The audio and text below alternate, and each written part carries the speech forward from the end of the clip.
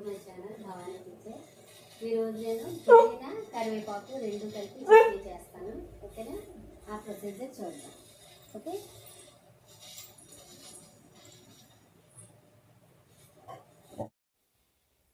చూడండి.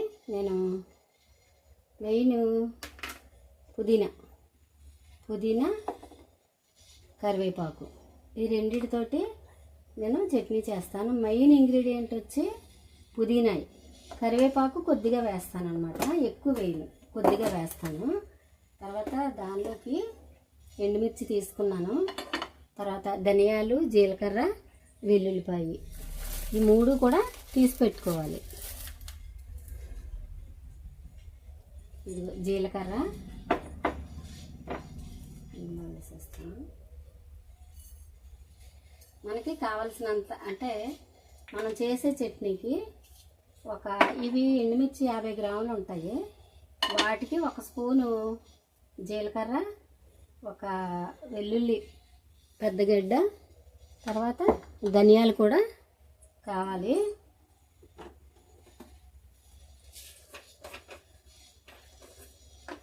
ధనియాలు 2 స్పూన్లు వేసుకుందాం.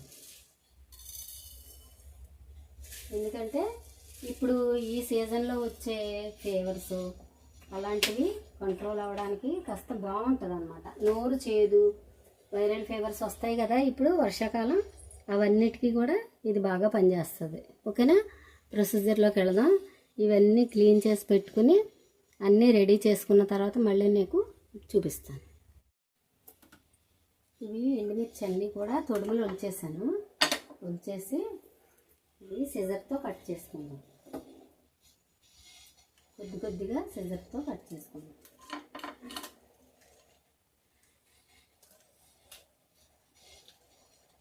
ఒక 12 తీసుకున్నాను ఎండుమిర్చి. మీరు తినగలిగిన కారాన్ని బట్టి మనం చట్నీ చేసేటప్పుడు ఎప్పుడు కూడా పచ్చిమిర్చి కానీ ఎండుమిర్చి కానీ తీసుకునేటప్పుడు ఎక్కువ తీసుకున్నా పర్వాలేదు. ఎందుకు అంటే దాన్ని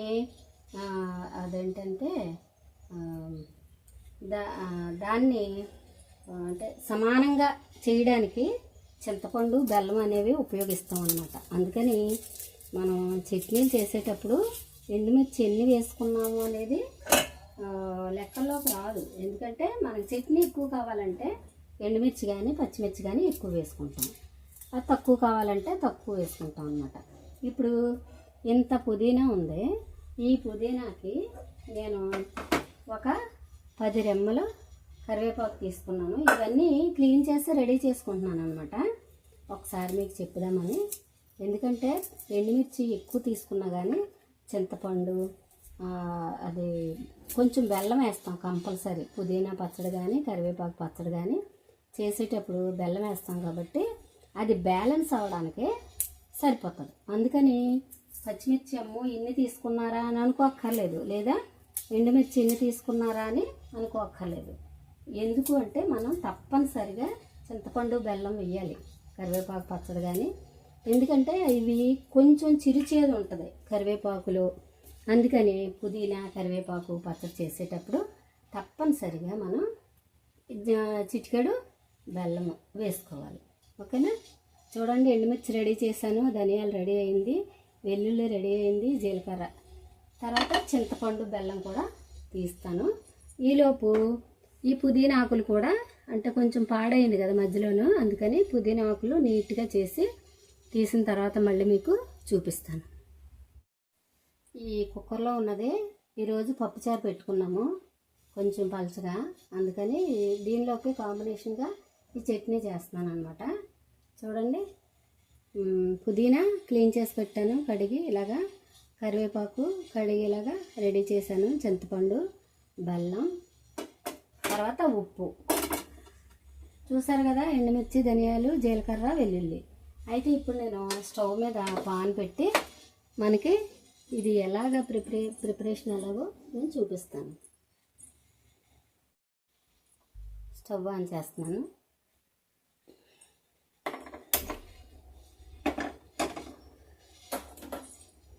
తర్వాత ఆయిల్ వేసుకుందాం కొద్దిగా.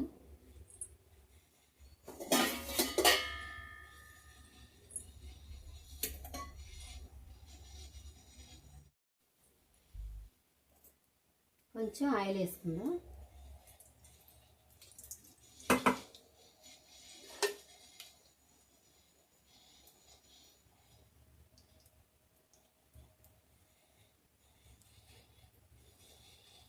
ఆయిల్ కాగిన తర్వాత ఫస్ట్ ధనియాలు, ఎండుమిర్చి,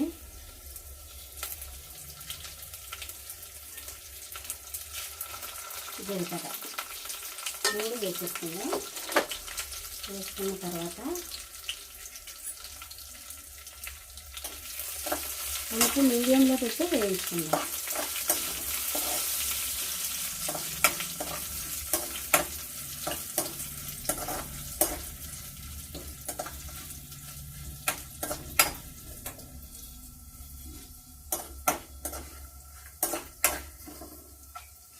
మీడియంలో పెట్టి వేయించుకుంటే మొత్తం పదార్థాలు అన్నీ కూడా చక్కగా ఈవెన్గా వేగి టేస్టీగా ఉంటుంది అన్నమాట.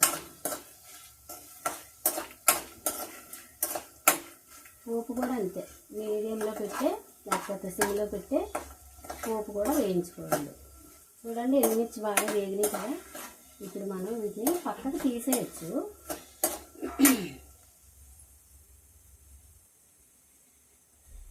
చిన్న ప్లేట్లోకి తీసేద్దాం. బాగా వేగినాయి కదా.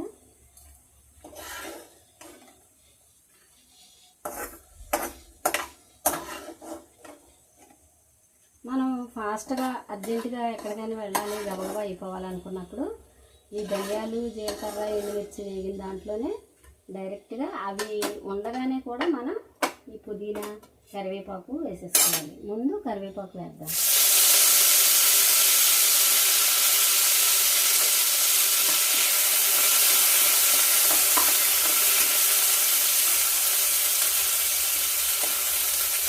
నెక్స్ట్ పుదీనా కూడా వేసేసుకుందాం.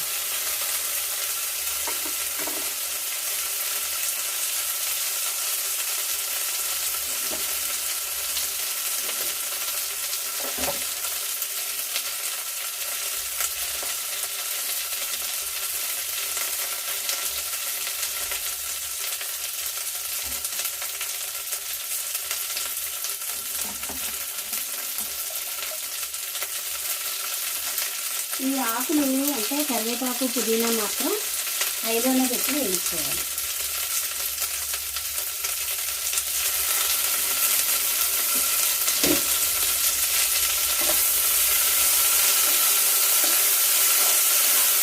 ఇది చాలా రుచిగా ఉండడం కాదు, నోరు చేదుని తగ్గిస్తుంది, వైరల్ ఫీవర్స్కి బాగా పనిచేస్తుంది. తర్వాత ఇలాగ వండిపోయినాయి కదా, వేస్ట్గా కాడలో పనికిరాని ఆకులు వండిపోయినాయి కదా, వీటిని ఒక గ్లాస్ కానీ ఏదైనా చిన్న డిష్లో నీళ్ళు వేసి ఆ నీళ్ళల్లో ఇవి వేసేసి మనకి దోమలు, ఈగలు ఎక్కడైతే ఉన్నాయో ఆ ఏరియాలో ఉంటే హాల్ కానీ లేకపోతే అదే డైనింగ్ హాల్ కానీ మా దగ్గర పెట్టుకుంటే దోమలు, ఈగలు పోతాయి అన్నమాట, రావు ఈ స్మెల్కి.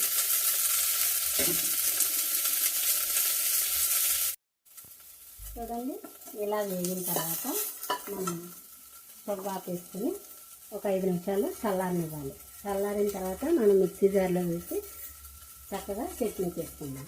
అయితే చూడండి ఇలా కాడలు ఉన్నాయి కదా, మనం ఆకులు కోసేగా ఉన్న కాడలు కొంచెం నీళ్ళల్లో అంటే ఒక గ్లాసు నీళ్ళు వేసి దాంట్లో పెడితే వేర్లు వస్తాయన్నమాట. అప్పుడు మనం ఒక కుండీలో పాతి పెట్టుకుంటే ఇంకా మనం బయట కొనాల్సిన పరిస్థితి ఉండదు పుదీనా. ఓకేనా?